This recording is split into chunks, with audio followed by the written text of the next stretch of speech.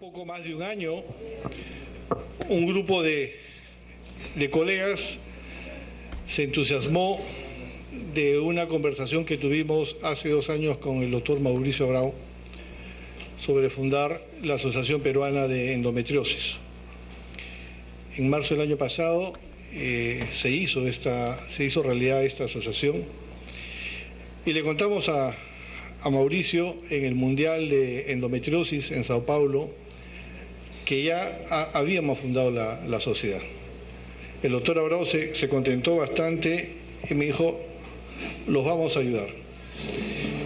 Y en marzo de este año nos dijo, Dante, hacemos el curso internacional en Perú. Hoy día empieza la cristalización de ese sueño. Gracias a la gestión del doctor Mauricio Abrao, contamos con su presencia. Hoy día con la presencia del doctor Manuel Gonçalves, Gonçalves en portugués, Goncalves en español. Ha venido también el doctor Marco Bassi, él es cirujano, laparoscopista, experto en endometriosis intestinal. Y mañana viene la doctora Rosenko. Ella durante muchos años trabajó en la Clínica Mayo y hace 2 años y medio trabaja en el Memorial Hospital de New York. La doctora Rosenko es una experta laparoscopista y además es experta en cirugía vaginal y nos va a deleitar también con algunas conferencias y algunas cirugías. Aprovechando la presencia del doctor Manuel Gonçalves,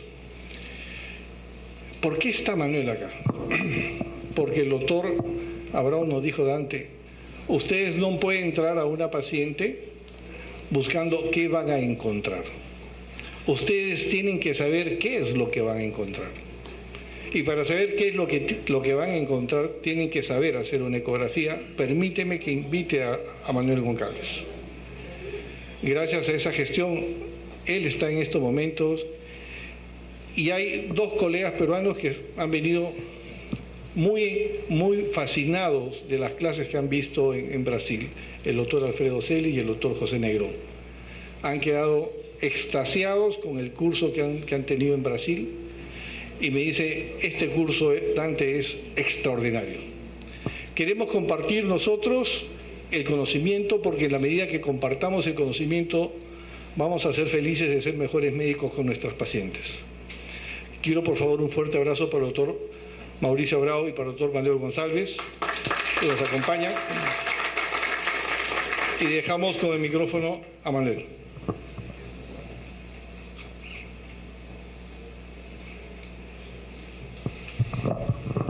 Buenas tardes. Primero, gustaría de dar gracias a doctor Alfredo y doctor Dante que nos ha invitado para estas charlas. Y nosotros en esta tarde pretendemos mostrar a ustedes lo que hacemos durante los últimos 10 años en relación al diagnóstico de endometriosis, principalmente endometriosis profunda, porque antes se pensaba que el ultrasonido era adecuado para la evaluación de la endometriosis ovariana.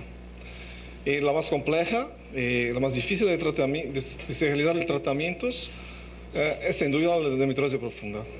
Entonces, mostraremos lo que hacemos durante nuestra rutina y durante la tarde también haremos algunos exámenes para mostrar cómo se hace el procedimiento.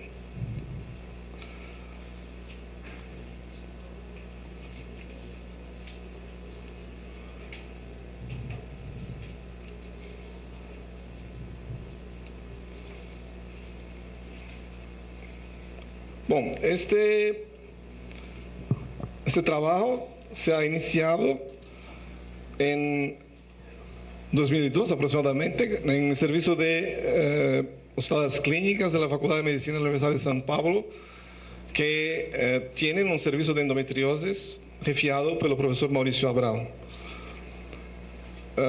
Actualmente tenemos más de 10.000 pacientes examinadas con sospecha de endometriosis.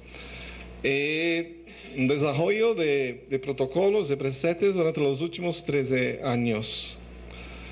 Endometriosis es una doença muy misteriosa, difícil de diagnosticar, tratar, mas lo que pretendemos que al final de la tarde ustedes tengan la idea de que el ultrasonido y la resonancia magnética pueden sustituir la videolaparoscopía diagnóstica. No es necesario como rutina.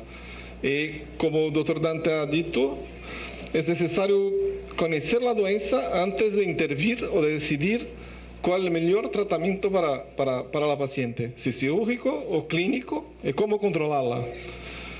Desde los romanos a mucho tiempo que se conoce con la endometriosis, porém hubo un grande avance con los artículos de Rokitansky, Sampson, en relación al conocimiento de las causas de la endometriosis. Básicamente tenemos tejido ectópico endometriótico de endometrio que ha de crecer con formación de quistes o nódulos irregulares o adherencias en otros lugares fuera del útero. Puede ser en cualquier lugar. Habemos visto endometriosis retropancreática, por ejemplo. Entonces, es necesario protocolos muy detallados y muy completos para que avaliemos en todas las pacientes, todos los sitios. No vamos simplemente a pensar en los síntomas de las pacientes. Necesitamos buscar todos los sitios en todas las pacientes, porque ni siempre hay un síntoma clínico claro de la presencia de la endometriosis. La incidencia es muy alta en todo el mundo. Se supone que 15% de las mujeres en edad reproductiva tienen endometriosis, cerca de 50% de las mujeres infértiles. Por esto, si la mujer tiene más de un año, por ejemplo, con dificultad para engravidar, estaría indicada la evaluación de la posibilidad de endometriosis, de un protocolo específico para endometriosis. No Brasil tenemos probablemente cerca de 6 millones de brasileñas con endometriosis. Los síntomas de quejas, ustedes conocen muy bien. Destacaría aquí una queja que es muy común, mas no muy valorada, que es el dolor en la espalda, en la región posterior inferior, que es muy común con la infiltración, por ejemplo, de los ligamentos uterosacros. Y tenemos, obviamente, una serie de síntomas que ustedes conocen muy bien. Obviamente, el primer diagnóstico clínico, el toque vaginal del fondo del saco, muy importante. Toque rectal, algunos ginecólogos gustan de esta técnica, pero no es obligatoria. Y obviamente, la detección de nódulos en fondo de saco, dolor en fondo de saco, o un CA125 alargado, aumentado, nos hace pensar en endometriosis. Mas, en relación al CA125, tenemos que pensar que no está aumentado en muchas pacientes. Tenemos un CA125 más de 100, por ejemplo, probablemente esta paciente tiene endometriosis. Mas muchas de ellas no tienen CA125 aumentado y tienen endometriosis también. Por tanto, no es un examen específico, sensible, adecuado para el diagnóstico de las pacientes. Solamente un examen que nos ayuda a pensar sobre la posibilidad. Tenemos también que tener en mente que cerca de 10 a 15% de las pacientes son oligosintomáticas o asintomáticas. Y tenemos varios diagnósticos diferenciales que pueden nos confundir. Enfermedad inflamatoria pélvica, adenomiosis, colon irritable, intolerancia a los alimentos. Todos pueden dar quejas muy semejantes a endometriosis y nos confundir en términos de diagnóstico. Un otro factor muy importante en relación a la endometriosis y que dificulta el diagnóstico y el tratamiento es que tenemos pelo menos 3 patologías bien diferentes en la endometriosis. La peritoneal, menor, menos importante sobre el aspecto clínico. La ovariana, que es más conocida por todos. Y la doença llamada de septo retrovaginal, de tabique retrovaginal, mas que, na verdade, a maior parte das vezes é uma doença retrocervical, não está em el tabique retrovaginal, que seria basicamente em terço médio da vagina. Então, hoje, usamos muito pouco este nome de tabique, é muito mais profundo e infiltrativa para a doença mais importante, porque está, na maior parte das vezes, posterior ao colo uterino, ou para cervical ou intestino, não exatamente retroperitoneal ou em tabique.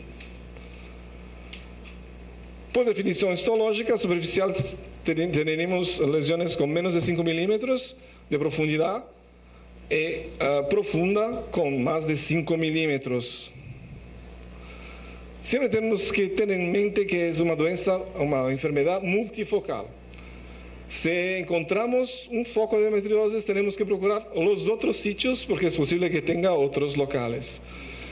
Um outro problema é que é uma doença que muitas vezes, quando se faz a cirurgia, se vê somente a ponta do iceberg, as aderências em fundo do saco, e temos eventualmente lesões muito maiores, posteriores, não visíveis, à avaliação rotineira por uma videolaparoscopia diagnóstica.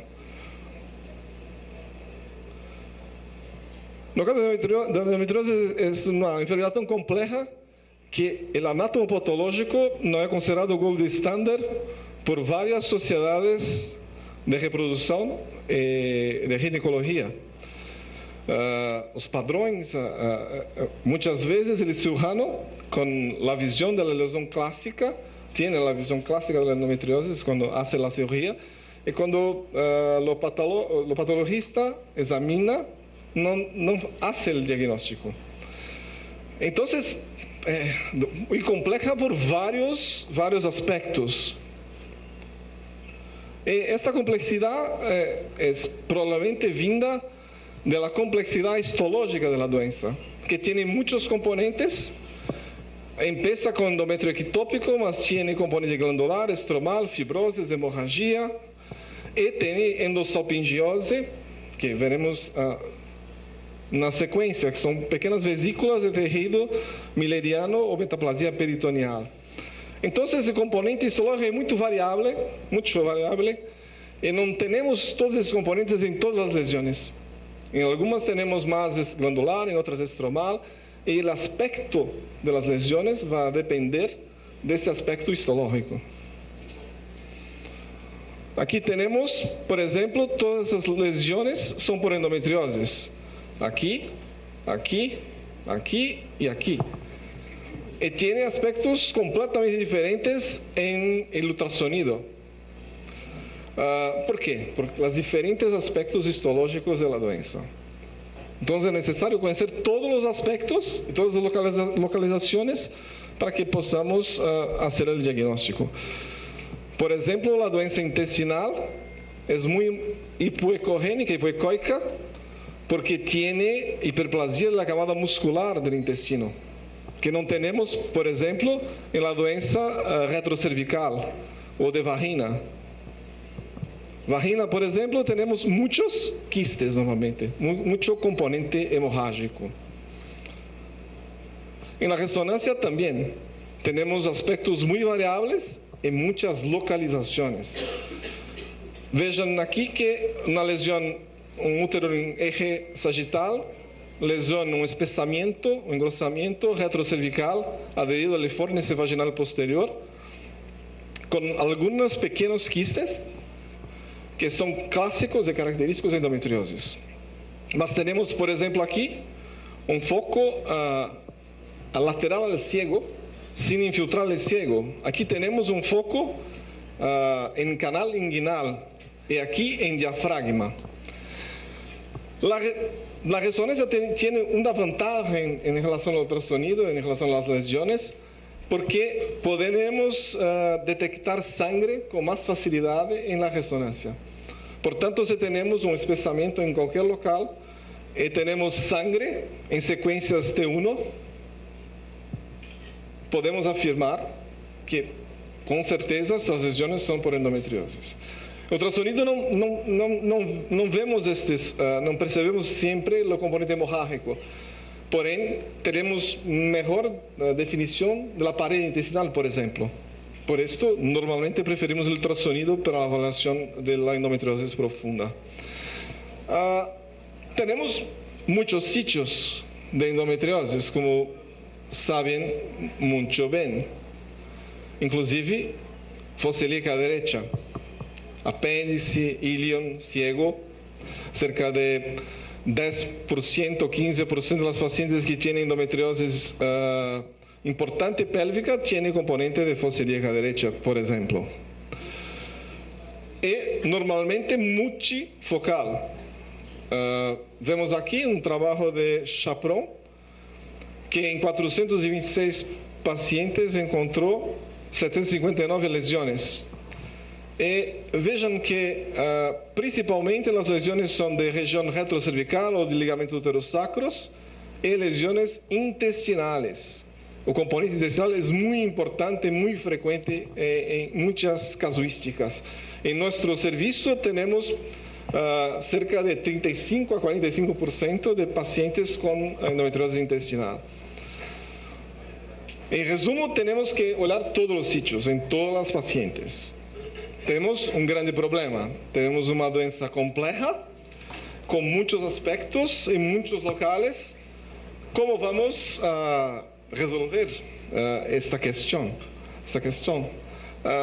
El primer paso es mudar la abordaje de la pelvis. Normalmente cuando realizamos o se realiza de rutina un ultrasonido ginecológico, se mira solamente el útero, el ovario, ¿ok? Normal o no normal.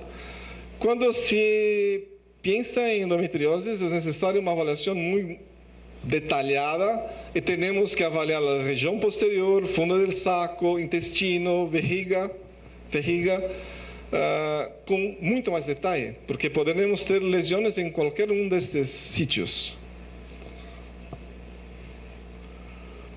Tenemos que conocer la anatomía, donde están los parámetros anatómicos, ligamentos redondos, ligamentos uterosacros.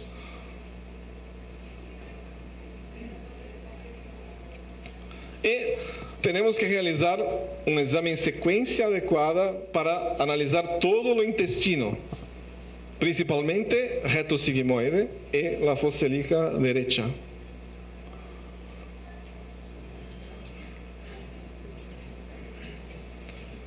Los trabajos, los artículos para el diagnóstico, hablando sobre el diagnóstico de endometriosis profunda, empezaron aproximadamente en 1998. Este es un artículo de Chaperon también. Ultrassom transretal. Tenemos aquí una lesión en la pared clásica con un aspecto hipoecoico. Mas ultrassom transretal tiene algunos problemas. Solamente existen transductores transretales en algunos servicios. El costo es mucho mayor. Y necesitamos sedar a la paciente, anestesiarla para realizar el examen. Muy complejo.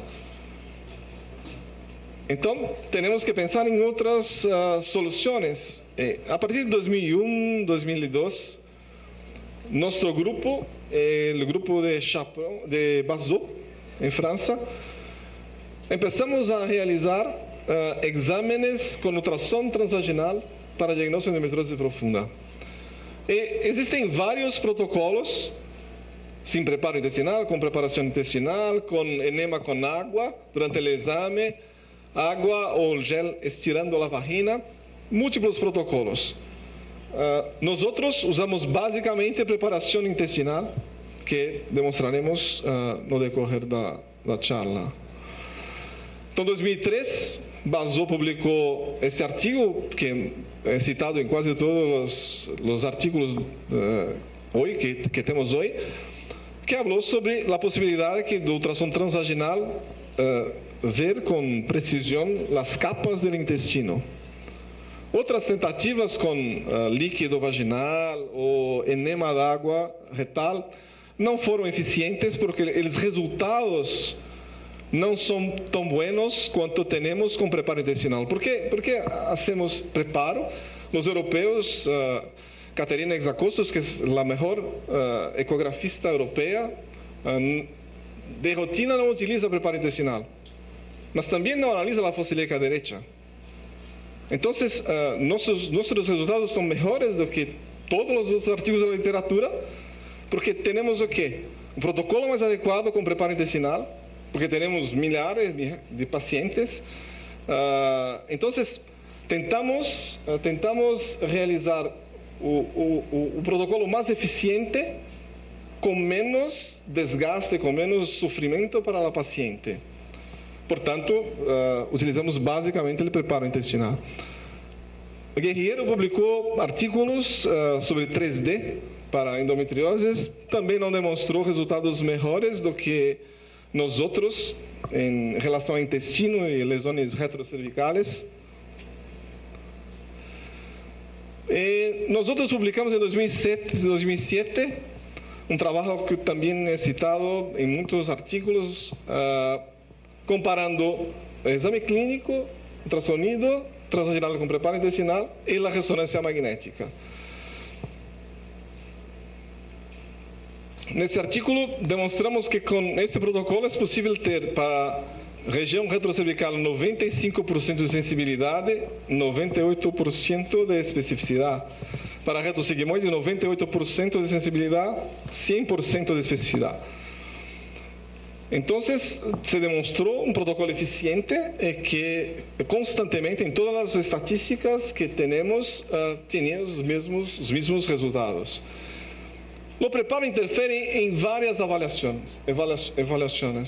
Não somente em intestino, mas também para a avaliação da região retrovaginal, do septo retrovaginal, porque o aire no intestino pode interferir na imagem em outros sítios. Há borramento de los outros planos adyacentes quando temos muito gás no intestino. Além de tudo, não podemos ver com clareza a parede intestinal se temos muito contenido. Então, o preparo nos ajuda em todos os aspectos.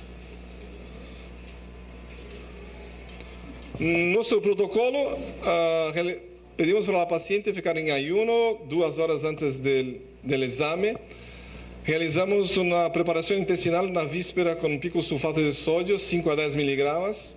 Dia do exame, enema retal com difosfato de sódio, 120 ml.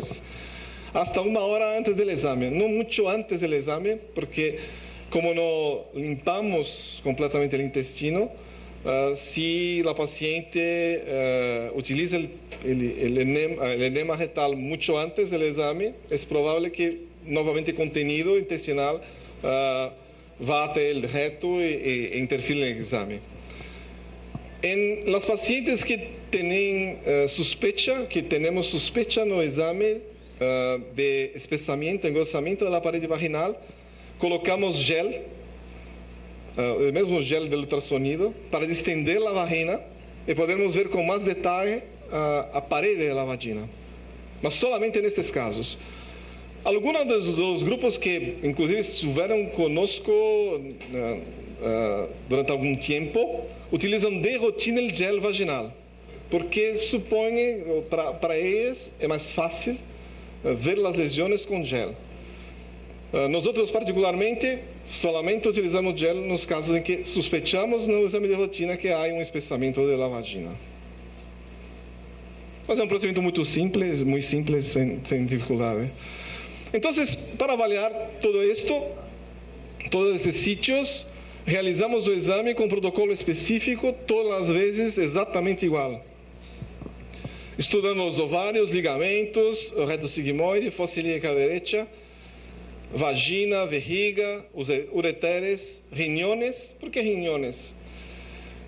Porque algumas vezes a paciente tem grandes massas pélvicas, eu não consigo ver o ureter com ultrassom transvaginal.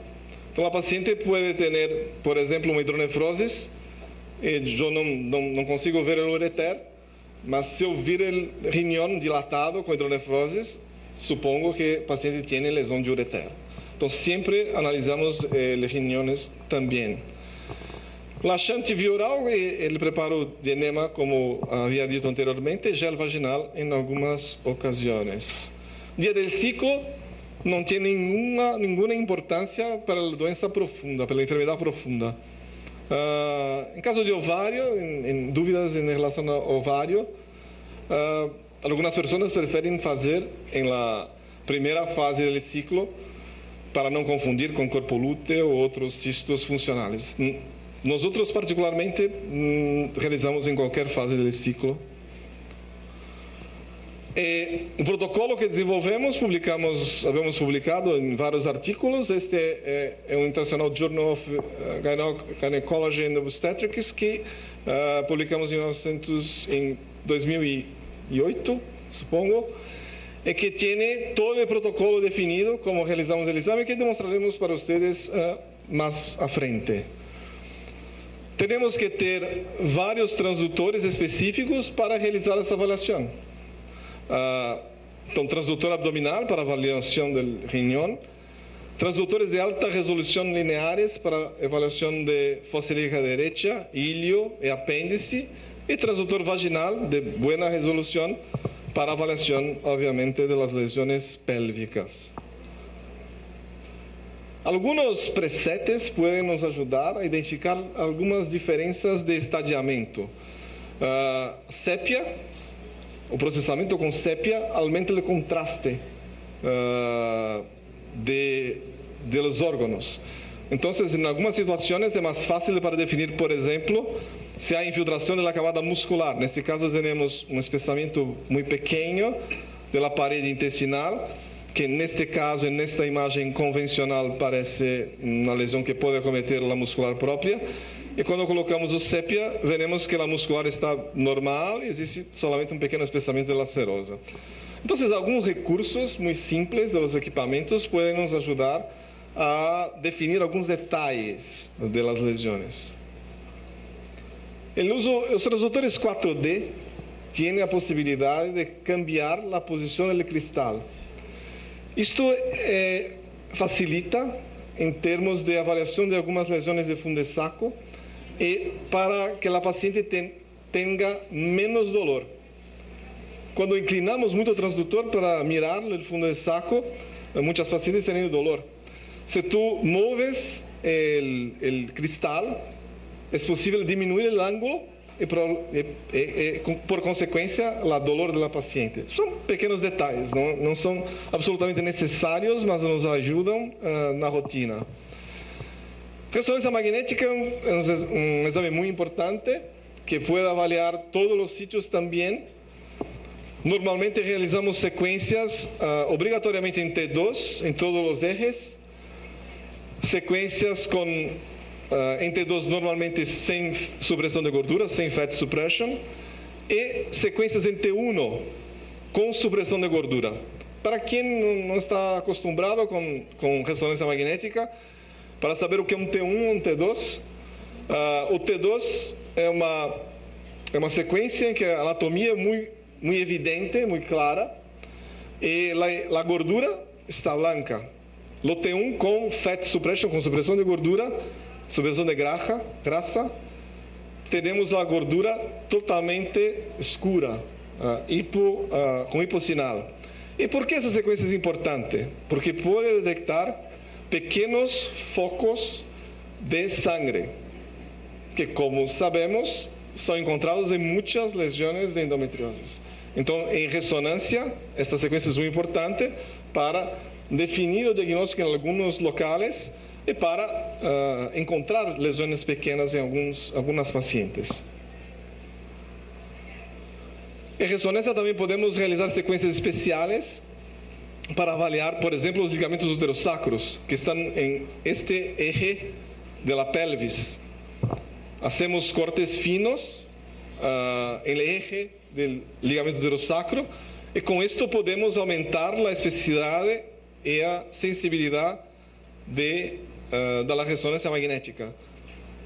Vejam esse trabalho de 2011, novamente de Bazot, que é um muito bom radiólogo francês, e vejam que com exame convencional, sensibilidade 71%, em torno de 70%, especificidade de 80%. Com cortes adicionais de 3 milímetros, aumentou a sensibilidade para 90%. Então, existem algumas técnicas que podem melhorar a resolução da ressonância magnética e podem nos fazer melhores diagnósticos. Porém, se compararmos com os resultados que temos com o ultrassonido transvaginal, ainda são muito inferiores, mesmo os melhores resultados de Bazot, por exemplo. Por isto, apesar de sermos radiólogos e fazermos ressonância magnética, preferimos o ultrassonido como exame base para estadiamento das pacientes com endometriose. Quando temos suspeita de lesões sacrales, lesões de raízes sacrales, realizamos sequências especiais também para isto, que podem nos mostrar a infiltração das raízes na ressonância magnética. Na ressonância também temos protocolos específicos para endometriose. Não é um exame de rotina. Temos que sempre colocar gel vaginal, é fundamental para a avaliação da vagina e das regiões posteriores. E alguns serviços utilizam preparo intestinal e, eventualmente, gel retal. Água, líquido ou gel em recto. Particularmente, nós temos um protocolo que não utiliza nem gel, nem líquido via retal. Fazemos uma preparação intestinal na víspera, com laxante oral, ayuno de 4 horas, gel vaginal, antiespasmódico, que é muito importante, porque na ressonância, se as alças intestinais tiverem muito movimento, vai interferir na imagem. E realizamos só as sequências que havia dito anteriormente. Contraste intravenoso não é obrigatório para endometriose. Para diagnóstico de tumores, para diagnóstico de quistes complexos ováricos, é muito importante. Mas para endometriose especificamente não é necessário. Então, se seu paciente tem alergia ou não quer utilizar o contraste, ok, não é obrigatório. E, obviamente, se temos queixas específicas, temos que fazer a avaliação de outros sítios. Por exemplo, algumas pacientes têm dolor em el tórax quando respiram, durante o período pré-menstrual ou menstrual. E têm endometriose pélvica. Então, os pacientes podem ter endometriose de diafragma direito.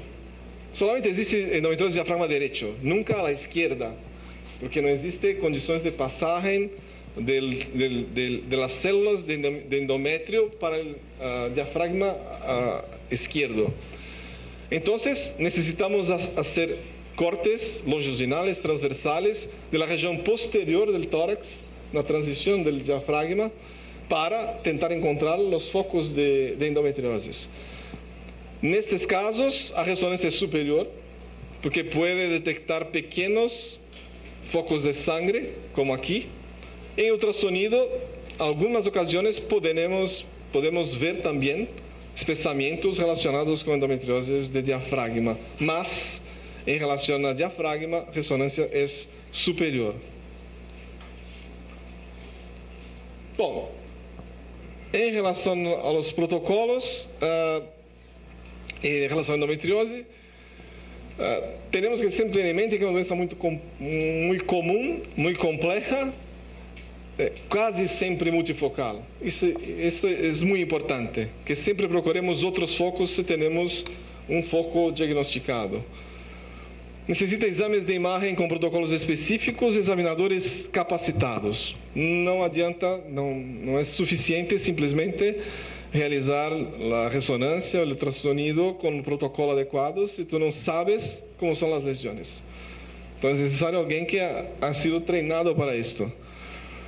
Y es muy importante, como el doctor Dante ha dicho anteriormente, que tú sabes que tenemos las informaciones sobre los focos, dónde están y cuál intensidad, qué adherencia tenemos, porque de esta forma podremos decidir sobre el tratamiento, sea clínico o cirúrgico.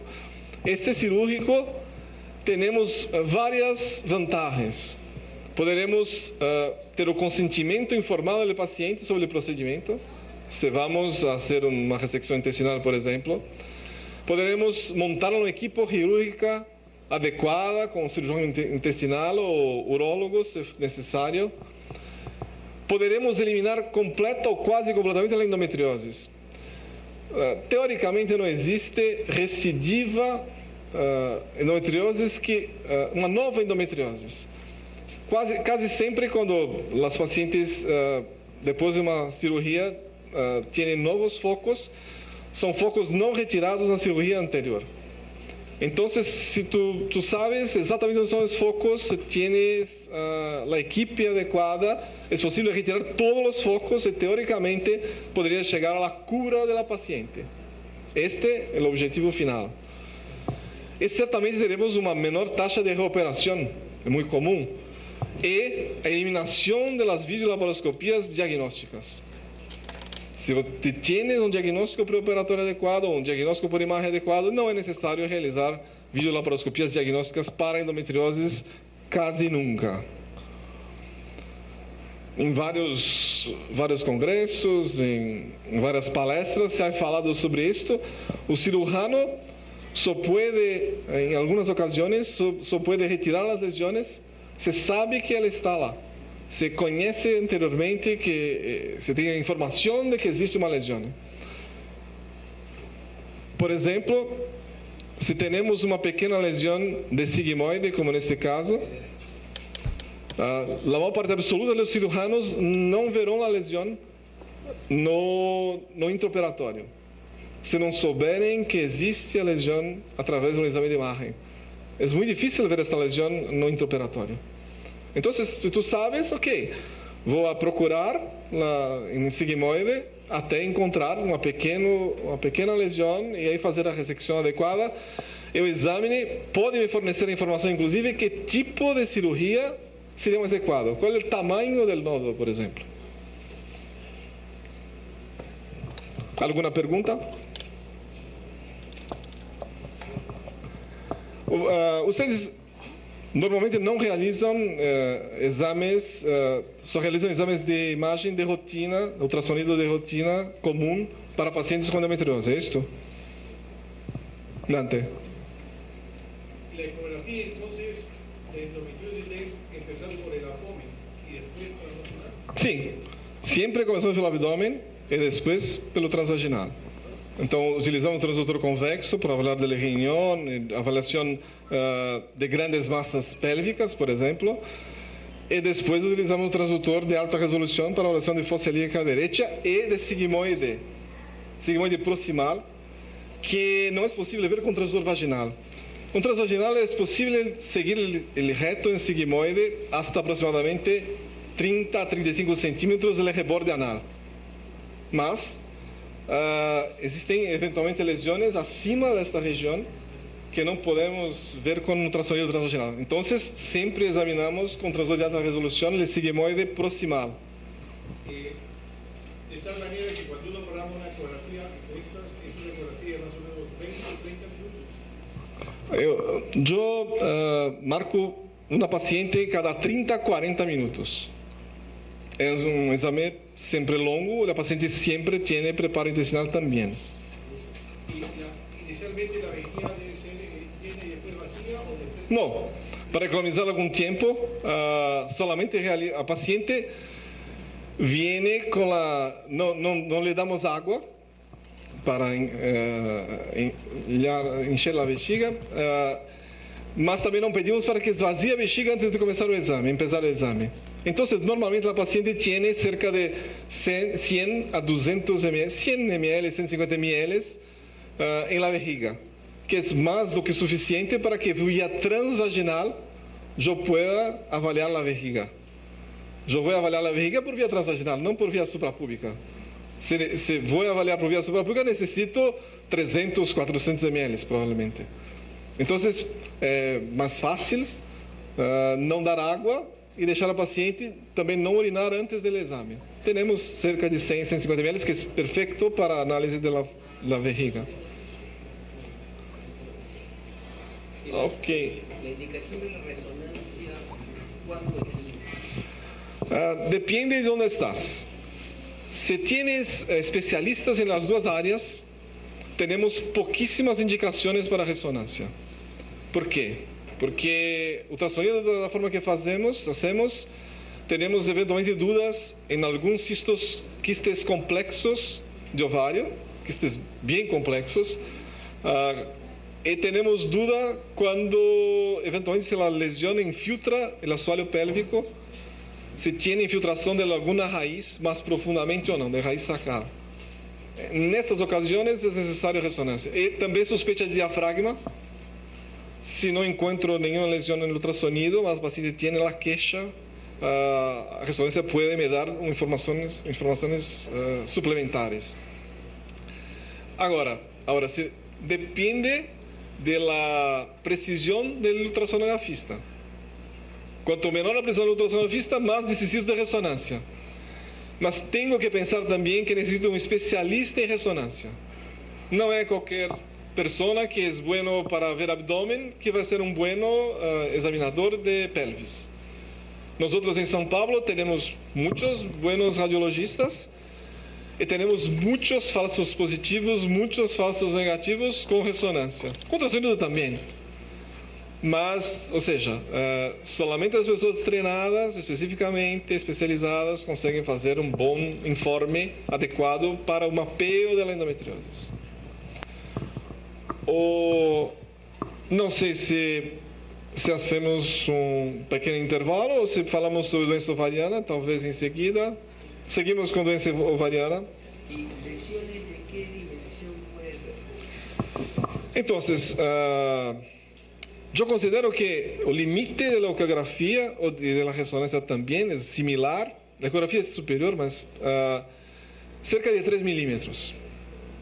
Então, na região retrocervical, retrovaginal e intestinal também, cerca de 3 milímetros. Mas, lesões muito pequenas, é mais fácil ver, por exemplo, retrocervicales ou em ligamentos, é mais fácil ver com ultrassonido do que com ressonância magnética. Cerca de 3 a 5 milímetros é o limite. Ou seja, quase não vemos solamente as lesões superficiais ou muito pequenas. Bom, vamos falar um pouco sobre a doença superficial e ovariana, que é mais conhecida.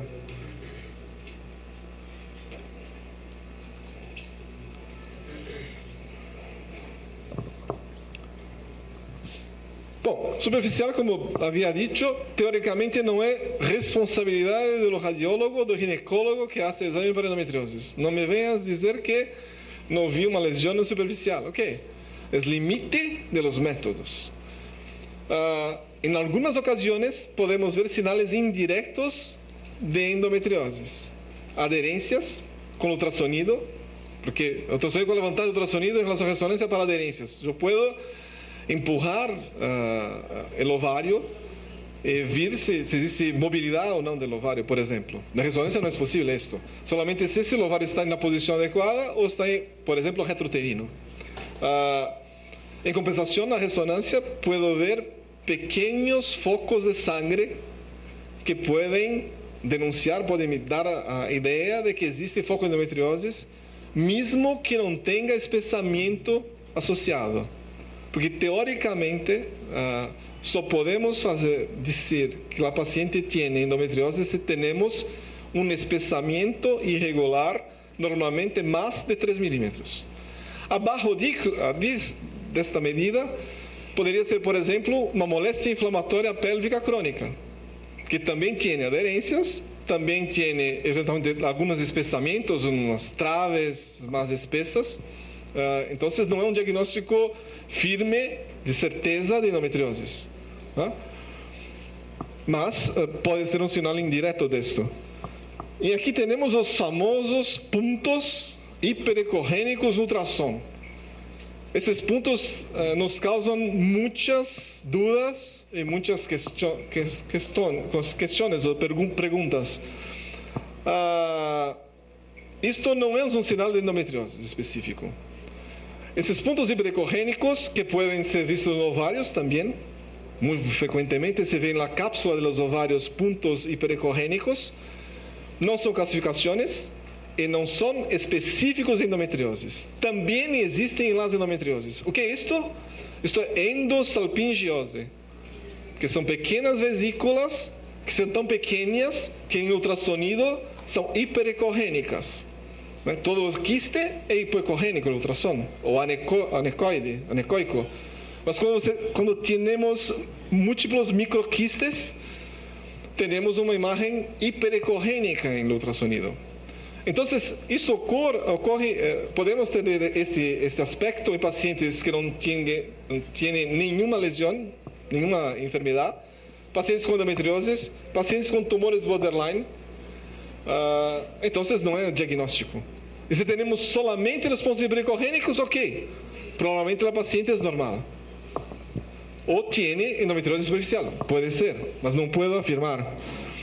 Si tenemos pequeños espesamientos asociados, o tenemos sangre en la resonancia magnética, esa secuencia en T1, que yo había dicho que puede mostrar puntos de sangre muy pequeños.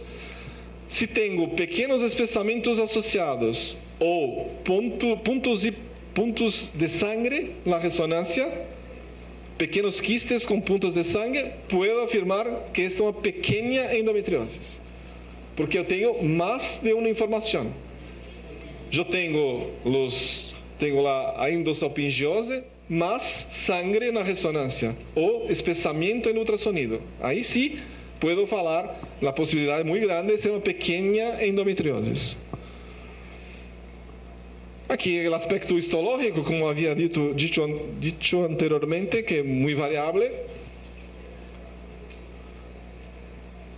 Aquí los diagnósticos diferenciales de los puntos hiperecogénicos, ultrassom normal, enfermedad inflamatoria, neoplasia borderline, metástasis y endometriosis. O sea, y la mayor parte de los pacientes son normales. La mayor parte no tiene ninguna de estas lesiones. Porque si pensamos sobre el ovario, todo el mes el ovario se rompe y tenemos sangre en la superficie del ovario. Entonces, este proceso mensal podemos tener esas vesículas, esas endosalpingioses da cápsula ovariana en pacientes normales. Então, a maior parte dos pacientes que têm pontos hiperecogênicos são normais. Em qualquer período. Na verdade, os pontos hiperecogênicos, eles são permanentes. Na verdade, a partir do momento que se formou a endosalpingiose, se tu não retira cirurgicamente, vai continuar lá. Não muda todo mês. São vesículas de microvesículas que permanecem sempre. Não depende da fase do ciclo. Se tienes os pontos hiperecogênicos, como neste caso do ovário, e tienes os dois ovários posteriores ao útero fixos, ok. Provavelmente ela tiene endometriose, mas pode ter também molestia inflamatória crônica, com muita aderência, por exemplo. Mas provavelmente endometriose. Raramente uma molestia inflamatória crônica pode, por exemplo, trazer os ovários fijos posteriores ao útero. Então, já falamos sobre os aspectos indiretos do diagnóstico da endometriose superficial. E o mais importante é que a maioria das vezes não é visível em los exames de imagem. E ultrassom e ressonância magnética não tem precisão para este diagnóstico. Ovárica, todos temos maiores informações sobre o aspecto da endometriose ovárica, mas em la rotina se vêem muitos falsos diagnósticos, positivos principalmente. Teratomas, cistos funcionales con componente hemorrágico, cuerpo lúteo. La mayor parte de los casos es posible realizar simplemente un control en el próximo mes. Ok, si no existe más el quiste, no es endometriosis. Mas, por ejemplo, un teratoma irá a persistir.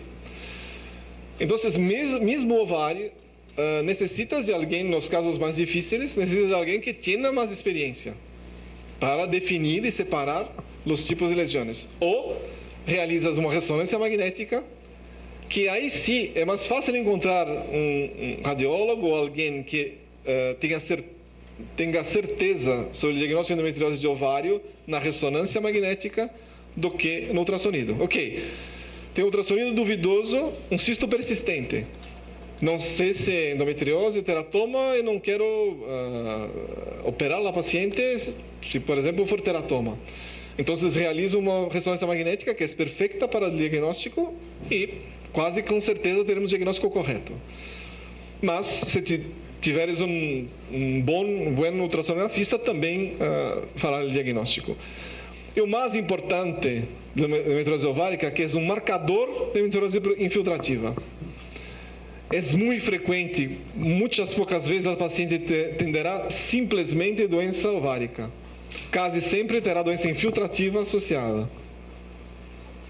Há muitos aspectos dos quistes por endometriose, inclusive alguns com áreas hiperecorrênicas periféricas mais organizadas de sangue. Poderemos ter pontos hiperecorrênicos na parede, também, lá em endossalpingiose. E o aspecto mais clássico do quiste de endometriose é o vidro esmerilhado, múltiplos pontos levemente corrênicos de distribuição homogênea.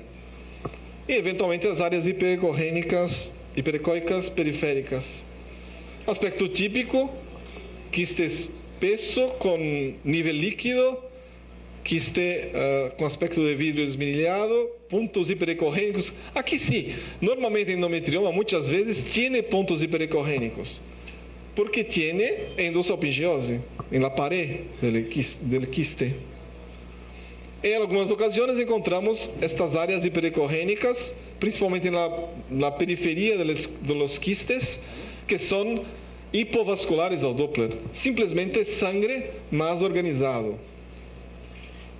O Doppler, principalmente para diferenciar lesões, quistes funcionais de quistes não funcionais, e eventualmente para detectar nódulos no interior dos quistes, suspeitos para tumor. Na ressonância, temos muita precisão para detectar os quistes e o tipo de quiste. Por isso, se tenho dúvida no ultrassonido, a ressonância é muito boa para fazer o diferencial. O clássico que temos nas sequências em T1, aqueles pontos de hipersinal, blancos na ressonância. Em T2, há um shading, há um escurecimento dos quistes, do interior dos quistes. E o contraste vai nos mostrar que não tem captação central, não tem nenhum nodo sólido no interior do quiste. Este é um quadro geral em relação aos sinais de endometriose e quando se realiza a supressão de gordura, para vermos que a ressonância é capaz até de diferenciar sangue fresco de sangue viejo, porque poderemos ter sangue num quiste agudo. Na ressonância, normalmente, eu consigo saber se o sangue é recente ou viejo.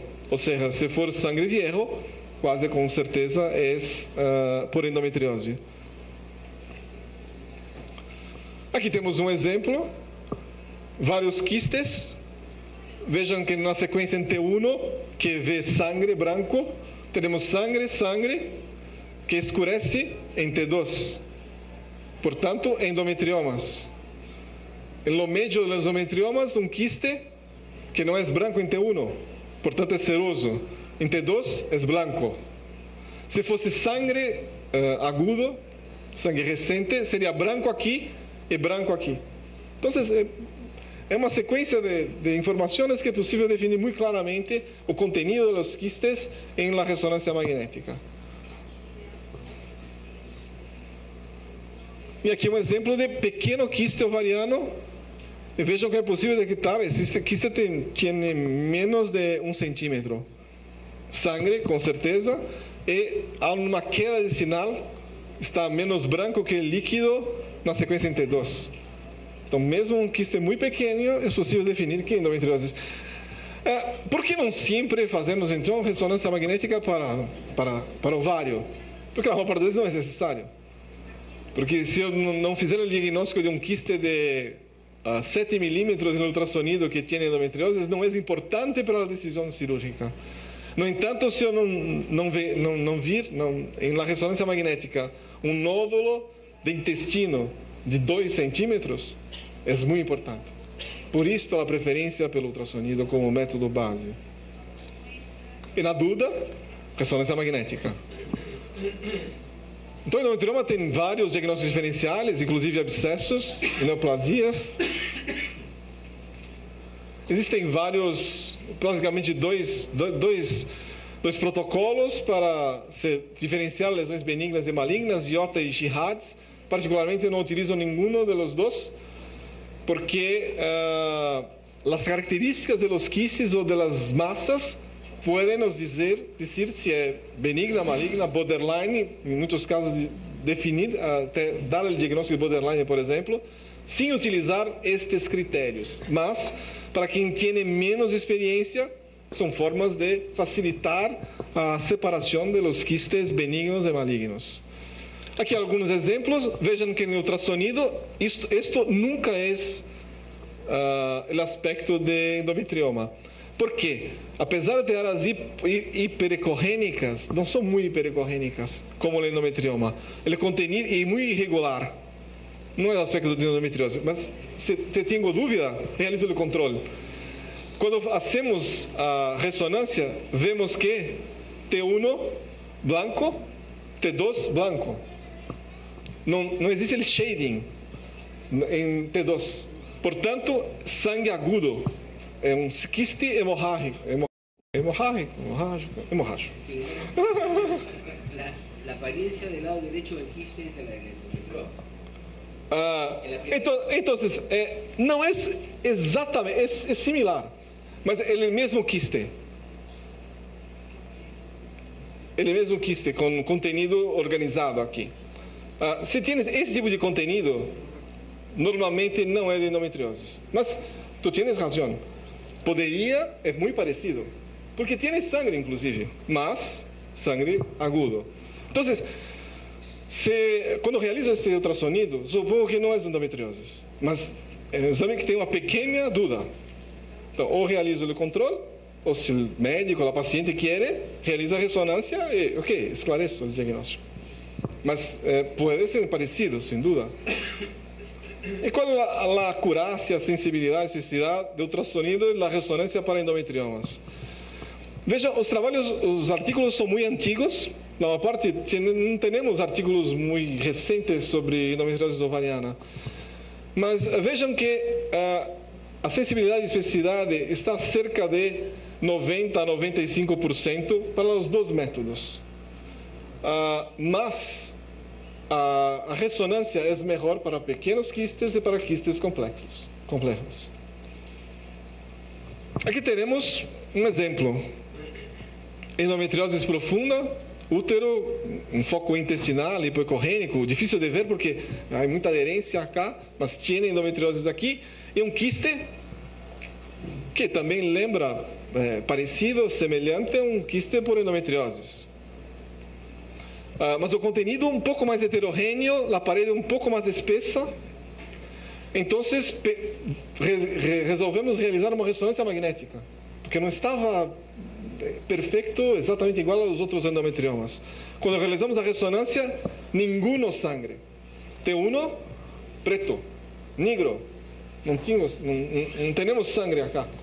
Temos somente um conteúdo em T2, um conteúdo espesso, não um conteúdo seroso, um conteúdo mais espesso, não tão branco em la sequência T2. O que teremos acá? Um quiste espesso com parede espessa. Uma paciente com endometriose. O que teremos acá? Provavelmente.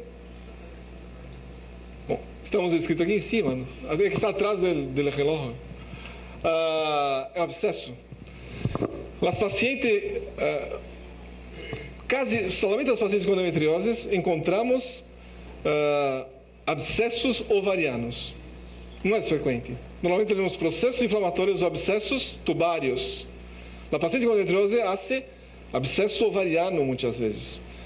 E é muito importante porque a conduta é diferente e normalmente não cirúrgica na primeira abordagem, provavelmente tratamento clínico, algumas vezes com drenagem via transvaginal ou transabdominal.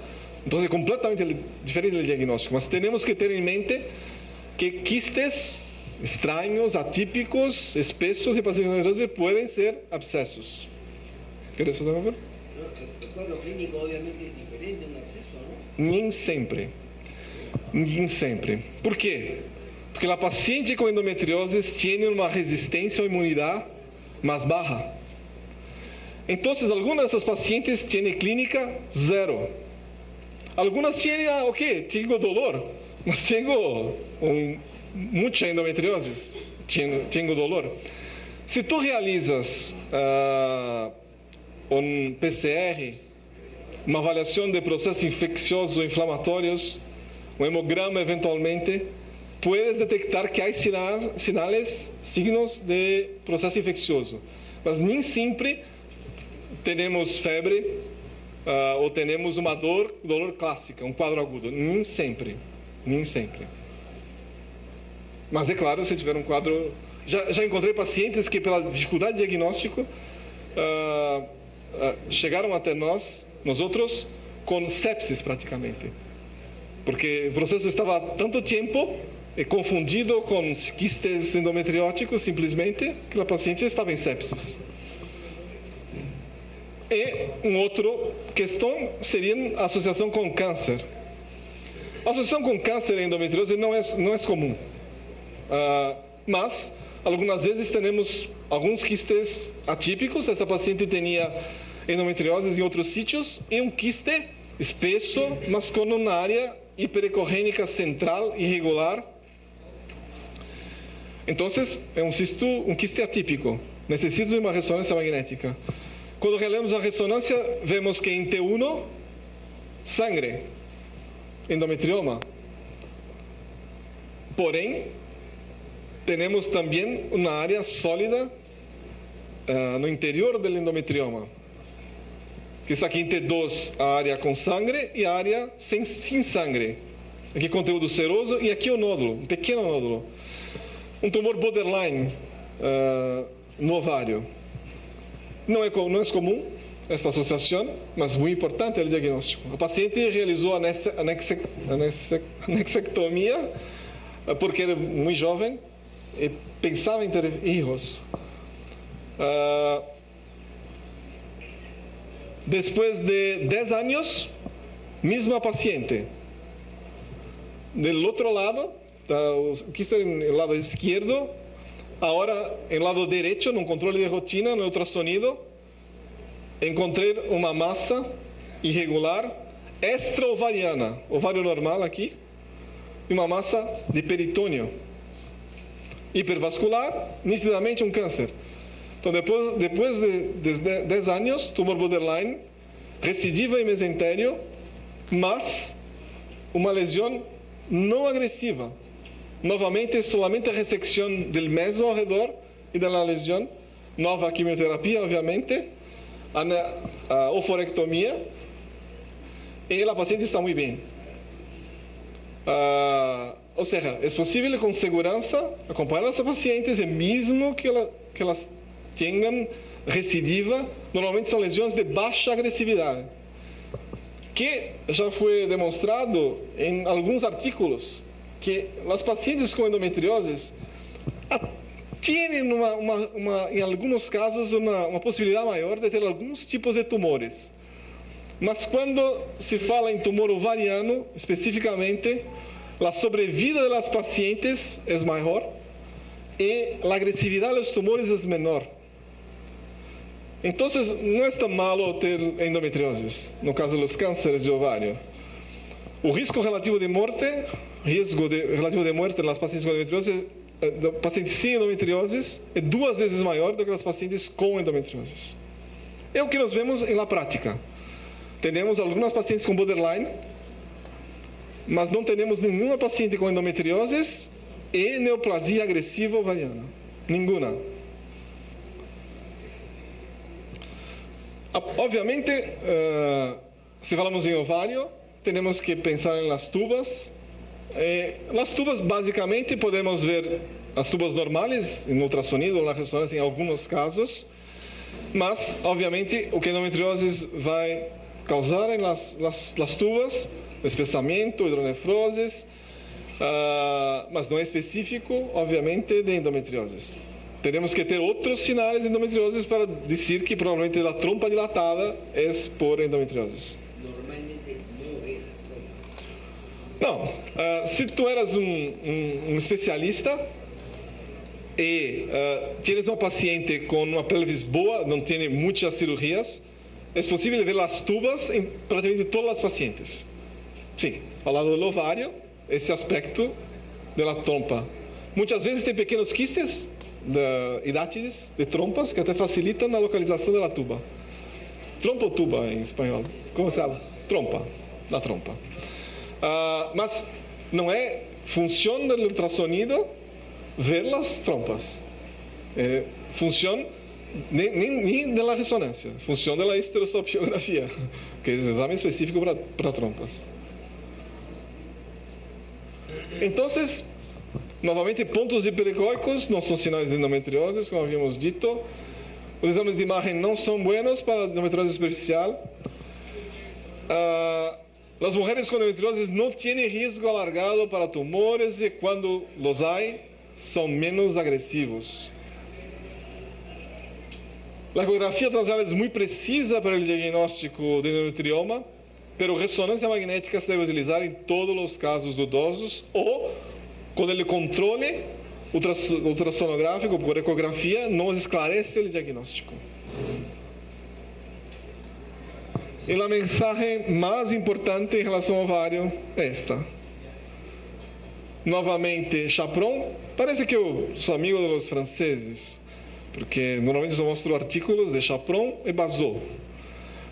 Porque, na verdade, eu os considero os melhores europeus em termos de endometriose, em estudo de endometriose, e tem artigos muito consistentes, muito claros, as estatísticas são corretas, não há dúvidas. Porque quando você é um especialista em alguma área, tu vês vários artigos que são absolutamente duvidosos, que não dá para crer nos resultados. Chaperon, o Bazot e outras pessoas têm artigos consistentes. Então, Chaperon publicou esse artigo que endometrioma é um marcador de endometriose profunda. É muito comum. Se encontras um endometrioma, muito provavelmente encontrarás focos de endometriose ao redor do ovário ou em ligamento uterosacro do mesmo lado ou em intestino ou em outros locais. Ou seja, raramente, muito raramente, teremos solamente endometriose ovariana. Ou seja, se temos um cisto endometriótico, teremos que fazer toda uma avaliação, protocolo específico para endometriose profunda. Não, isso não é mais. Ok. Perguntas?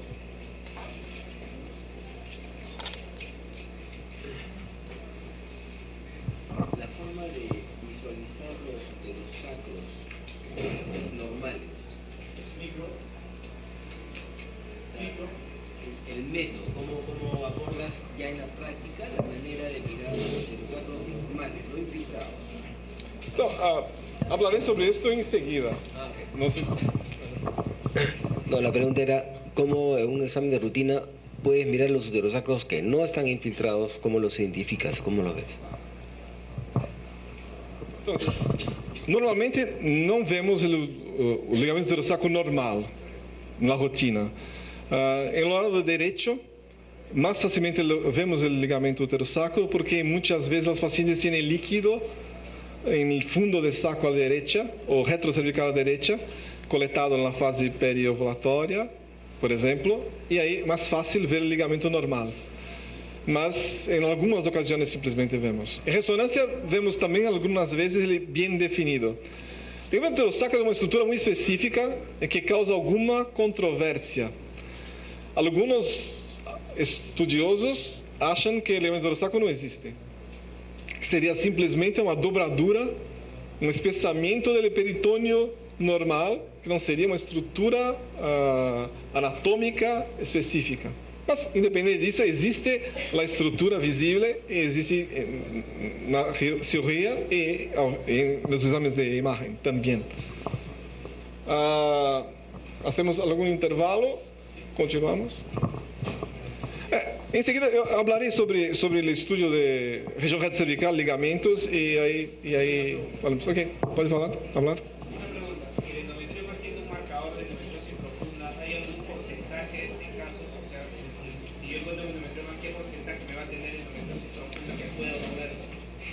Existem poucos estudos, artículos que falam sobre isto.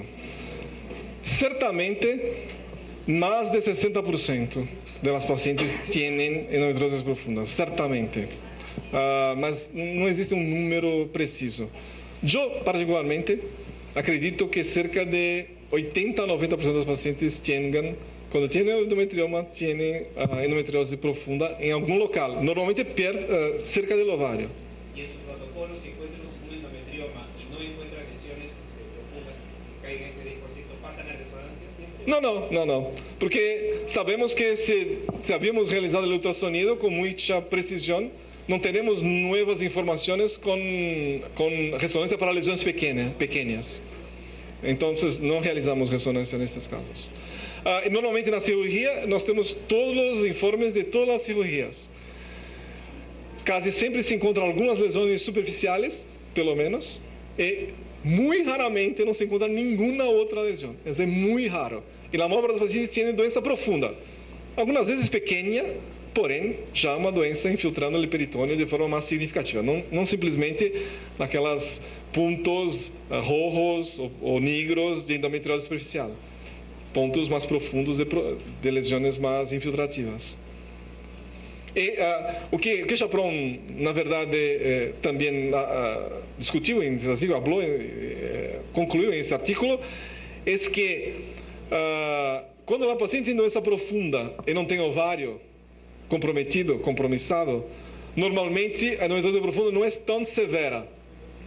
Ou seja, resumo, as pacientes que têm endometriose muito severa têm em todos os locais, inclusive ovário. Então, é muito raro ter uma endometriose muito severa que não tem comprometimento ovariano. Que também sabemos que é muito, realmente é esta a realidade.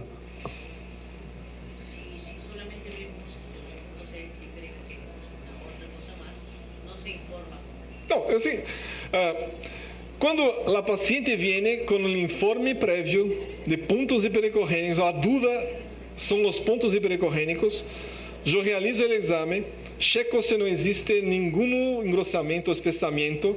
Se não encontrar nenhum, eu digo que provavelmente corresponde simplesmente a endossalpingiose, mas que não se pode descartar a endometriose superficial. É isto.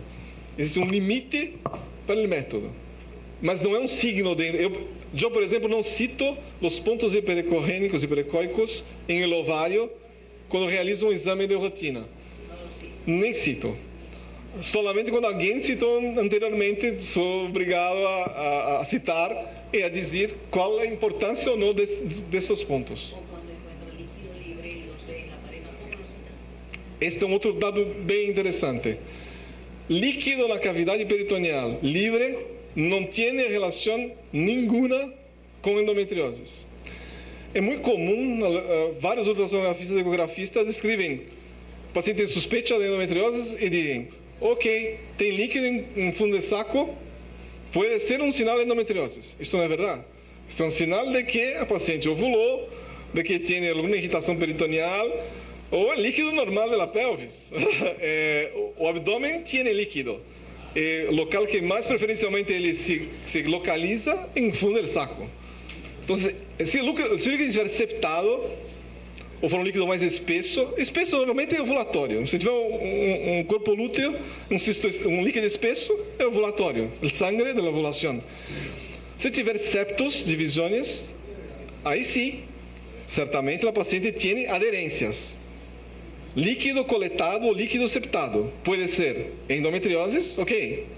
Pode ser doença inflamatória crônica, ok. Pode ser sequela de cirurgias anteriores com fibroses com aderências. Então não é específico, porém tem que ser citado. Se tem só líquido em fundo de saco, não cito. Se tem septos ou outras alterações, sim, porque são sinais, signos de que existe uma patologia. Ok? No, prenda a luz, prenda a luz. La luz de fondo está allá. Esta luz acá para colocar. Estão todos a dormir. Sí.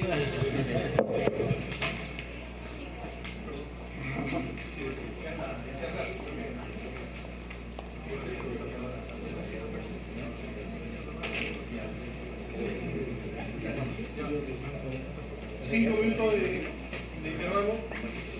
No, sobre todo ver lo que nos pasa.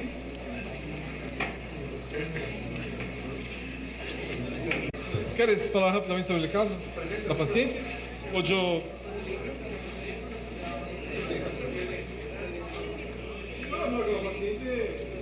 Tiene 26 años, recién ha venido con un diagnóstico de endometrioma que está en la fase de estudio, recién se le ha pedido ser 125, sino que con la coyuntura del curso la tenemos.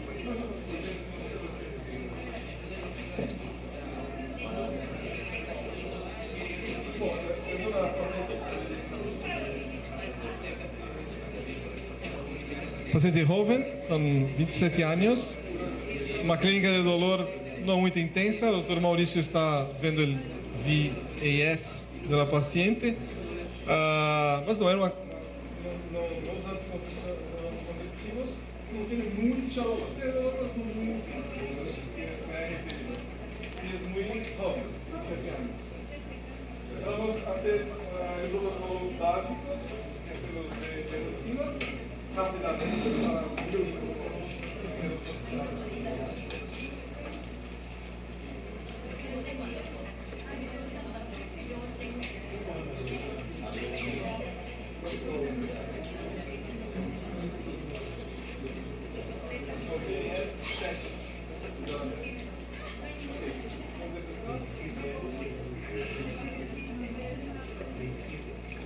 Alô, alô?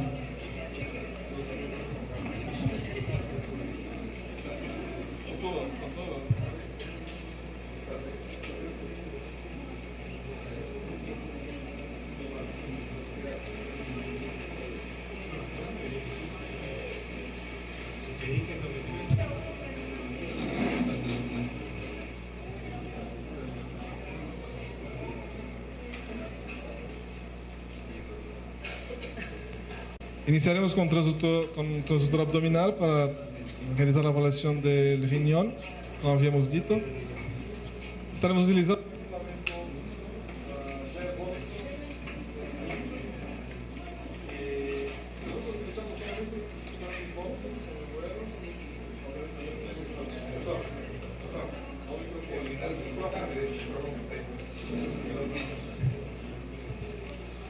Bueno, então utilizamos um Voloston, que é similar ao que utilizamos em Brasil, um equipamento muito bueno para a avaliação ginecológica.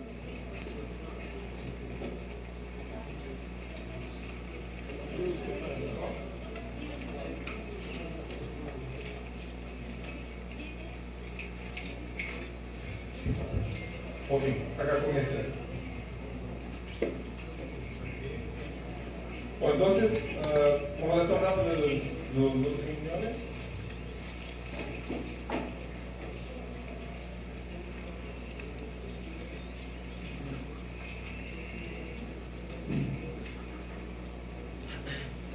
Ok.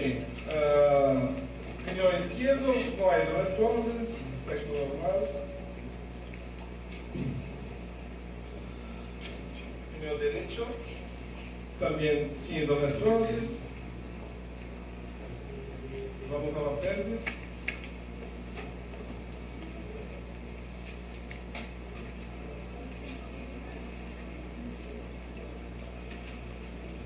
Siempre recomiendo que utilicen, façam una avaliación suprapúbica, porque eventualmente tenemos grandes quistes como esto o grandes miomas que pueden tener una condición de evaluación por vía transvaginal. Entonces tenemos un quiste grande, algunas proyecciones posteriores que veremos transvaginales, que son proyecciones por coágulos o control organizado, o si son proyecciones polipoides. Ok, vamos a transvaginal. Faremos a operação suprapúbica da fossa ilíaca derecha.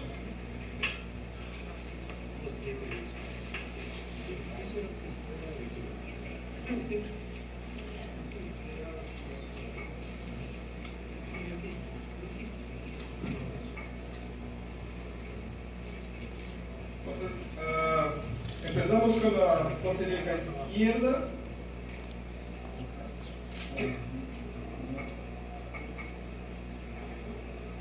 Fosa ilíaca izquierda, estamos en la gotera, tenemos aquí la pared abdominal, observamos musculatura pélvica y podemos ver aquí un segmento intestinal de sigmoide. Como siempre es posible ver las capas del intestino, muscular propia, submucosa, la luz submucosa y muscular propia. Con sigmoide, ninguna lesión en el sigmoide proximal. Veremos el resto del sigmoide por vía transvaginal. Fosa ilíaca derecha, mucho gas en esta paciente.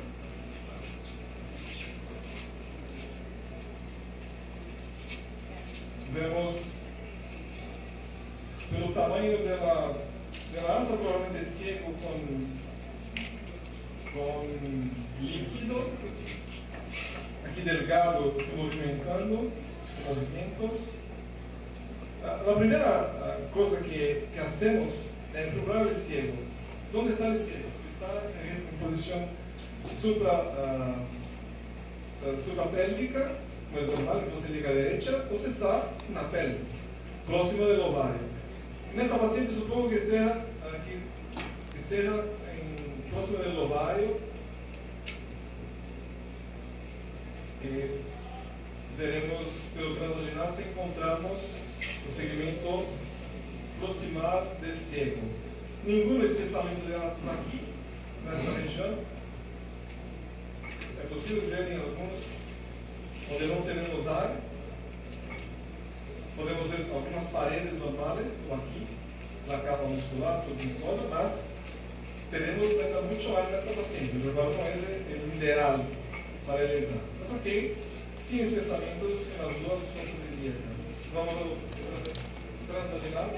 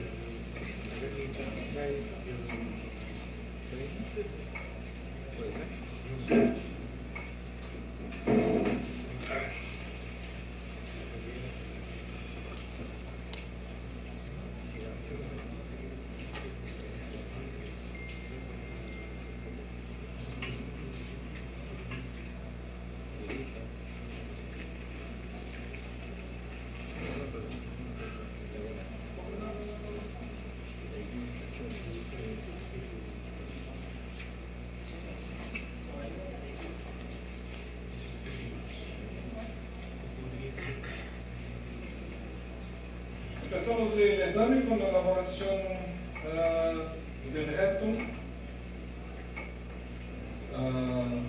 sagital. Entonces tenemos vagina distal, recto distal. Podemos ver el esfínter interno del anus, el esfínter externo. Entonces seguimos en el corte sagital del recto. Hay que seguir el recto. Tenemos con preparo, veremos las capas del intestino.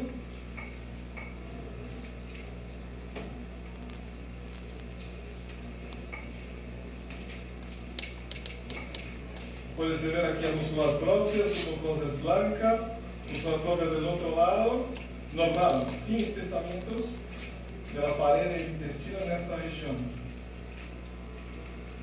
Seguimos para sigmoide. Bien. Aquí ya tenemos el útero en la frente del transductor.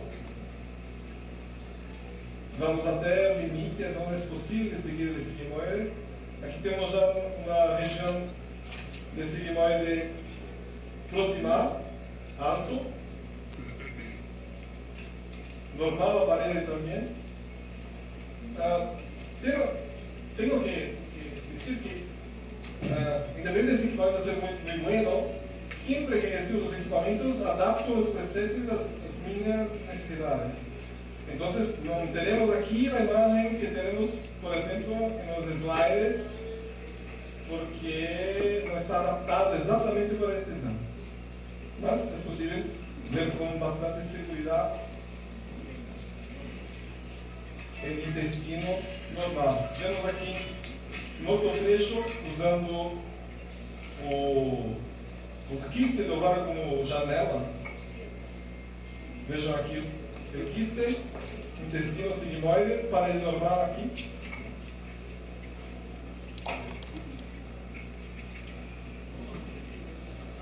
Ok. Bom, útero, não vamos nos ater muito o útero, tamanho normal. Algunos vasos de permeio, mas que algumas imagens são ecogênicas, mas não são patológicas, são simplesmente venas normais, endométrio, que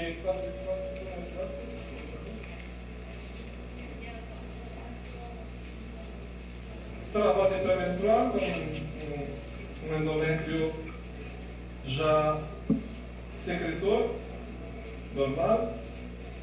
E o que temos de patológico, obviamente, são os quistes de ovário. E temos vários. Então, à esquerda, um quiste com conteúdo homogêneo, semelhante a vidro esmerilhado. Tem algumas áreas hiperecorrênicas periféricas, que são sangue mais organizado. Se colocamos em Doppler, não teremos sucos internos.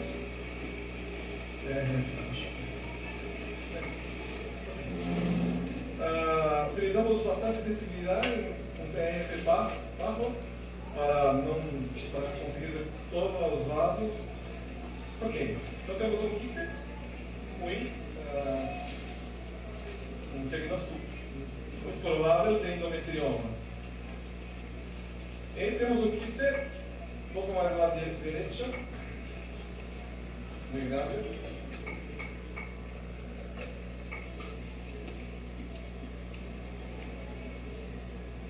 O aspecto do contenido é de endometrioma. Estou fazendo alguns movimentos. Para quê? Para ver se existe movimento em los ecos internos. Os endometriomas não existe normalmente movimento de los ecos.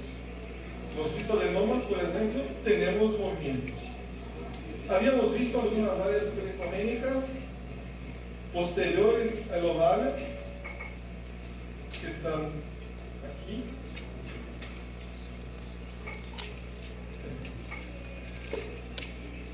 São realmente hiperecorrênicas, irregulares. Temos que fazer diagnóstico diferencial entre conteúdo grande espesso de endometrioma e projeções policoides. Temos alguns fatos que nos fazem a ideia de que não seja uma projeção policoide. O centro, um pouco mais hipoecorrênico, o contorno muito irregular. Utilizaremos o Doppler para checar se existe algum fluxo. Deixaremos um PRF bem baixo, aí já temos artefatos, e aqui não temos nenhum fluxo. Em Entonces, el aspecto morfológico y el aspecto Doppler de ser simplemente coágulos. Vemos una parte del ovario derecho normal aquí, en la periferia.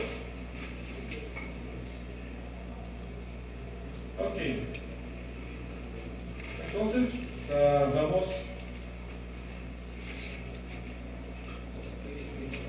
a ficar com o diagnóstico de endometrioma não complicado. Vamos à região retrocervical e vamos voltar ao intestino. E esse exame demora certo tempo. Então, estamos fazendo com mais velocidade agora. Mas vejam que eu comecei o exame e dei uma primeira olhada, visualizei o intestino, mas não consegui segui-lo totalmente. E agora que eu coloquei o transdutor em fora vaginal anterior, o que vejo é uma lesão intestinal. Teremos aqui intestino, cerca de reflexão peritoneal, cerca de 7 a 8 centímetros da borda anal. Um pouco mais à frente, uns 2, 3 centímetros além da reflexão peritoneal, um espessamento da parede intestinal. Então, se compararmos aqui a parede com um nódulo pequeno, mas um nódulo, e a parede posterior normal. Então, um pouco de endometriose na parede anterior, com algumas traves que retrouterinas. Vejo aqui a lesão intestinal, algumas traves de endometriose e processo aderencial. Vejo aqui a região retrovaginal, retrocervical. Deveria ser tudo branco nesta região. Temos áreas hipoecorrênicas posteriores ao deforme vaginal posterior, que também correspondem a endometriose. Então, o paciente tem endometriose havaiana bilateral, um cisto à direita um pouco diferente, mas para a gente considerar absoluta que seja endometriose, tudo, não há projeções polipoides verdadeiras. E temos endometriose retrocervical, fundo de saco e uma pequena lesão intestinal a cerca de 11 centímetros da borda anal.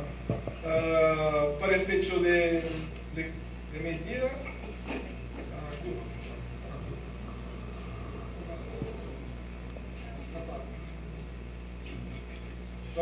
vamos a medir a lesão.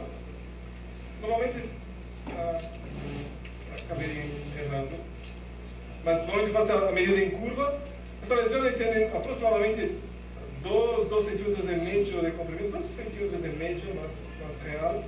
Infiltração da camada da capa muscular própria. Vejam aqui camada muscular própria compromissada, branca, a submucosa não compromissada. Então, uma lesão pequena, vamos avaliar a circunferência compromissada, comprometida. 20%.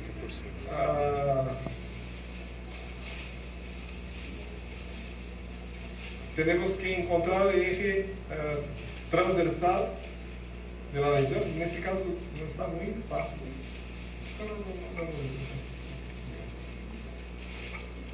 Não é muito agrandado, muito grande a lesão. Não, medida distancial. Então, temos cerca de 1 centímetro. Normalmente o intestino tem 5 centímetros e meio de contorno, de circunferência. Então, temos cerca de 20% de circunferência comprometida. Um pouco acima desta área, temos espessamentos também de lacerosa. Aqui estamos acima, cerca de 2 centímetros acima da lesão principal. Temos um espessamento de lacerosa. Não é tão hipoecorrênica quanto a outra lesão. A muscular está posterior normal. Ou seja, a paciente tem retrocervical, fundo de saco, uma lesão retal a cerca de 11 12 centímetros da borda anal, com infiltração da muscular própria, e acima deles 12, arriba deles 12 centímetros da borda anal, temos espessamentos de lacerosa. por endometriosis también. Engrosamiento. Vamos nuevamente a examinar otro segmento, el resto del intestino. Así tiene una buena reserva ovariana, obviamente, porque es muy joven.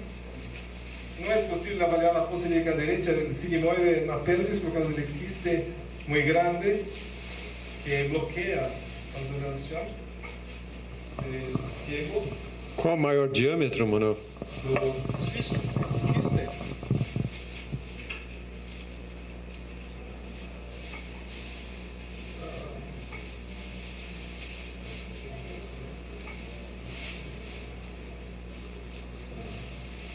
No, 9,5. 9,5.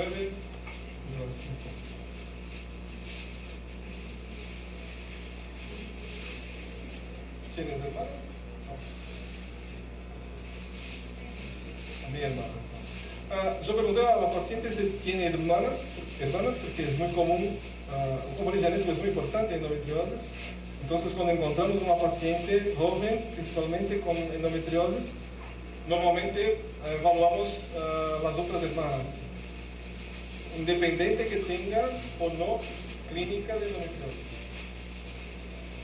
Inclusive, esta paciente tiene poca clínica. ¿Tienes dolor para evacuar? No. El intestino funciona más rápidamente, más en periodo premenstrual o menstrual.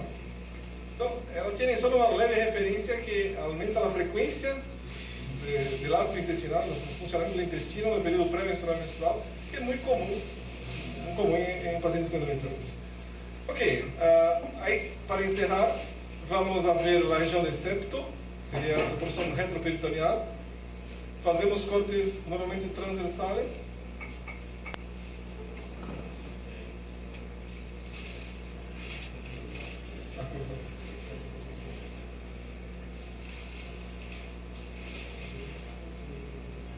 Entonces, corte transversal del recto. Vemos.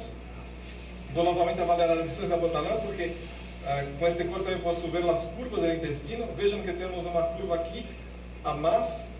Então, temos 8, 10, 12. Estou fazendo uma medida aproximada.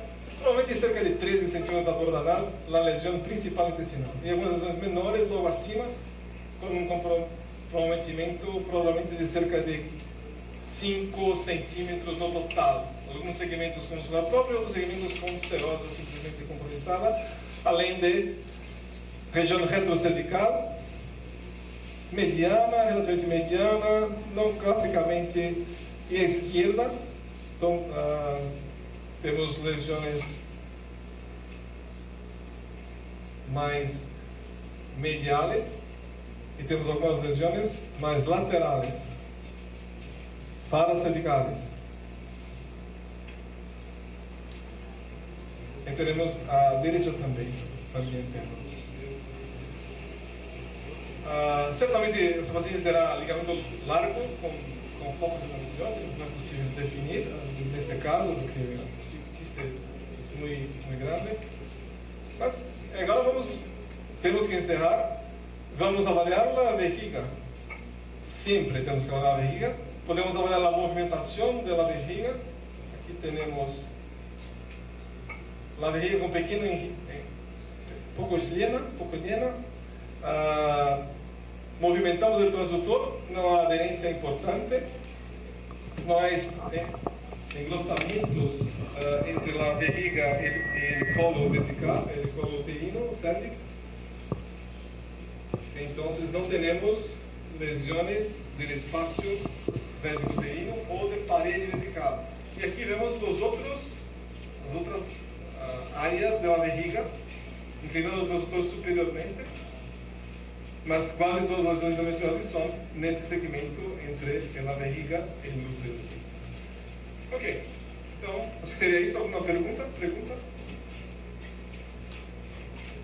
Ou estão todos dormindo?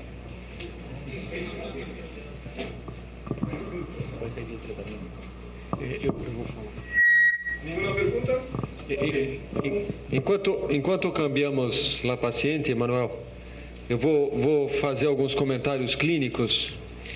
E uma das coisas que eu gostaria de enfatizar aqui é a importância de termos o conceito de quem trata de endometriose é um time, não é um ginecólogo separado de um radiólogo, separado de um cirurgião coloretal, separado de um urólogo.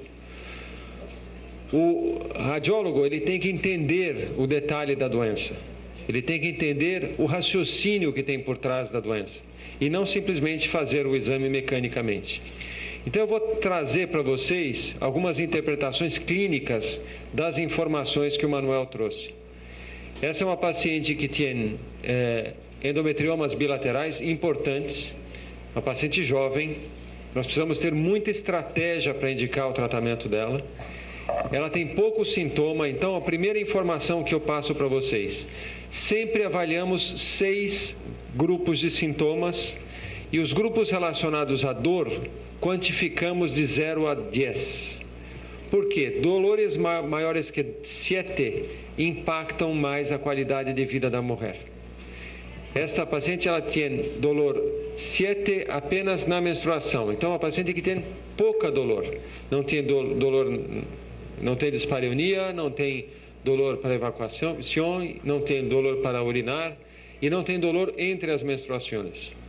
E infertilidade ela tem, Alfredo? E sem infertilidade, talvez por não ter tentado, não tenho certeza. Então, a segunda questão importante, ela tem uma lesão de reto a 8 centímetros da borda anal, com 2 centímetros e comprometendo 20% da circunferência. Por que é importante nós sabermos isso enquanto ginecólogos?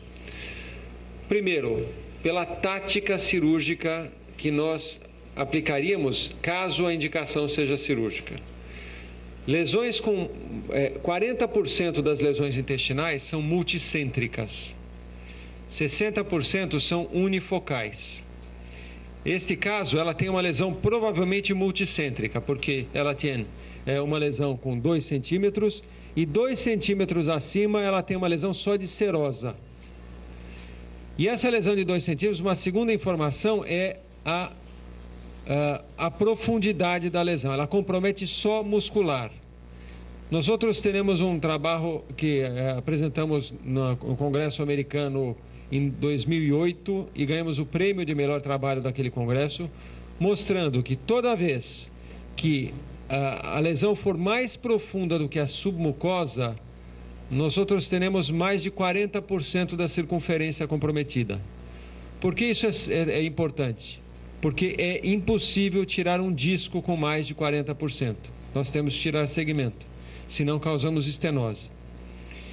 E uma outra questão é que existe uma tendência, espero que entendam o meu português, existe uma tendência de fazermos cada vez menos cirurgias agressivas. A endometriose de hoje é que nem o câncer de 1960, onde operava-se muito e existe uma tendência de operar-se menos. Então, nós outros, para casos como esse, 10 anos atrás, fazemos secção de segmento. Aqui pensamos 2 vezes. Primeiro, pensamos 2 vezes recomendando um shaving para a lesão superior, porque é só serosa, e um disco para a lesão inferior, porque compromete a muscular, e não adianta fazer shaving para a lesão que compromete a muscular.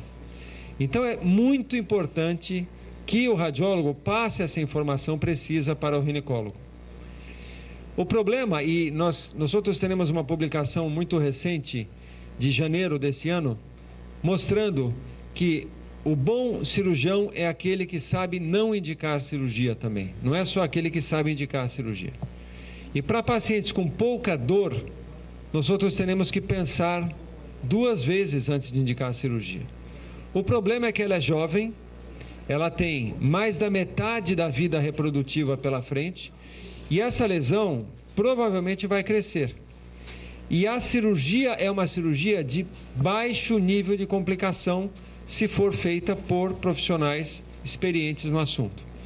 Então, a recomendação cirúrgica seria a retirada só do disco e um shave na lesão superior e a abordagem cirúrgica das lesões paracervicais e que a paciente acaba apresentando. A questão é outra, na minha concepção. É o impacto do endometrioma.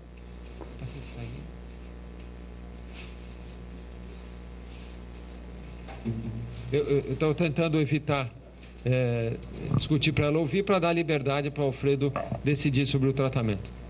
O cenário ideal para ela, Alfredo, e você esteve em São Paulo e você sabe que nós temos feito muito criopreservação, porque para essas pacientes, tirar o endometrioma vai ser diminuir a reserva ovariana dela.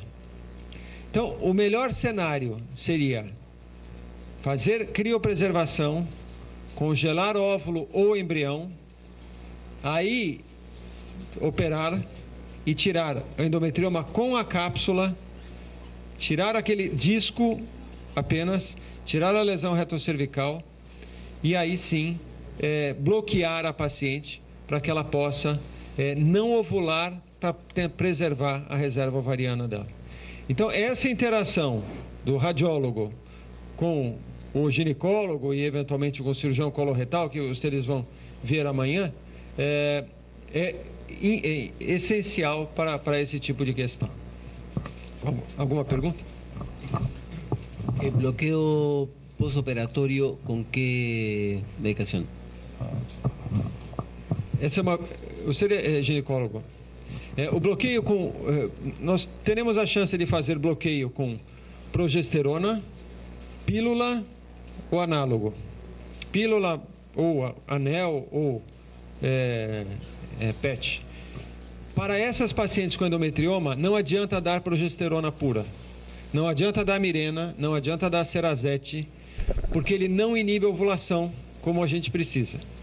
E também não precisa dar análogo para ela, porque é muito forte, muitos efeitos colaterais e o efeito da pílula é semelhante. Então, o que eu faria é dar um composto de estrogênio e progesterona para que ela possa não ter ovulação. Contínuo ou com pausa. Para mim, não há evidência que fale que eu preciso fazer pausa. Porque a menstruação da mulher que usa pílula é uma falsa menstruação. Então, se ela fizer pausa, aquela menstruação, na minha concepção, ela não tem a mesma capacidade de grudar e fazer endometriose do que aquela não usuária de pílula. Mas há quem prefira dar contínua. E há pacientes que prefiram usar contínua. ¿El progestágeno Dienogest tiene alguna ventaja para usted en este tipo de pacientes? O Dienogest, ele é um progestágeno que ele é anovulatório. Apesar da bula do Dienogest não falar, ele tem ação anovulatória. Então, ele pode ter um efeito semelhante ao da pílula para esse contexto.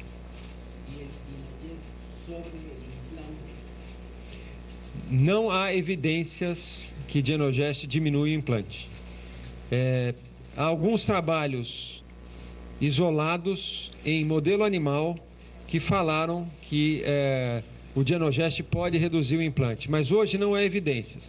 Então, a decisão é muito em função do preço e do que a paciente já usou. Se ela já usou pílula e não teve um efeito positivo, nós podemos tentar o Dienogest, mas não como primeira linha para casos como esse. Alfredo.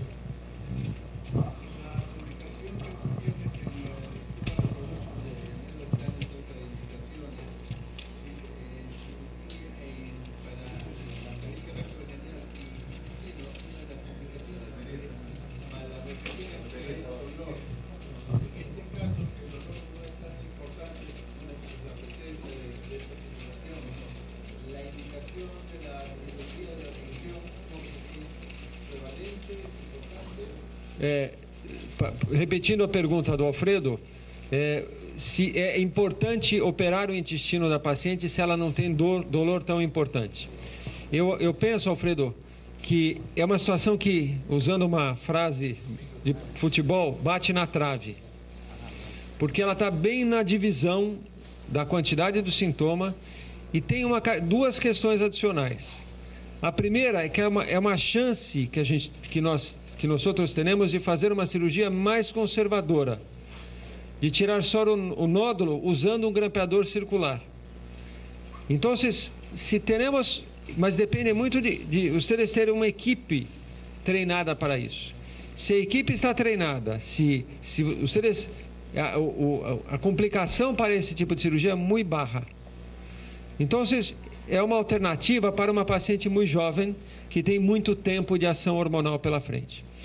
E eu, particularmente, Alfredo, acredito, e você sabe disso, cada vez mais em cura de endometriose. Eu acredito cada vez menos em recidiva da doença profunda. Eu acredito na recidiva da doença ovariana e nem tanto na doença profunda bem tratada.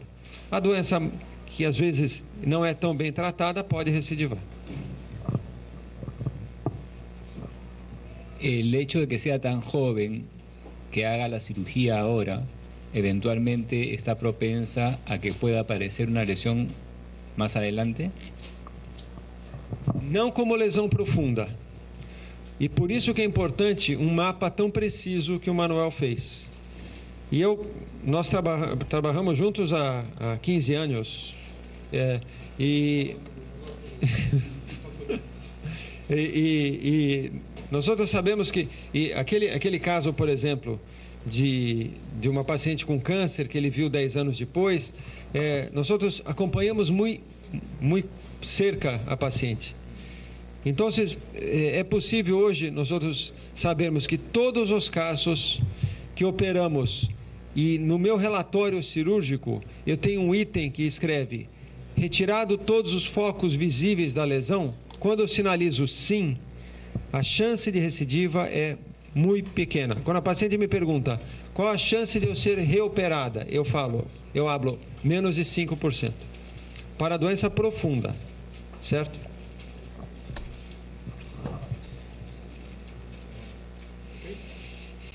Segundo caso.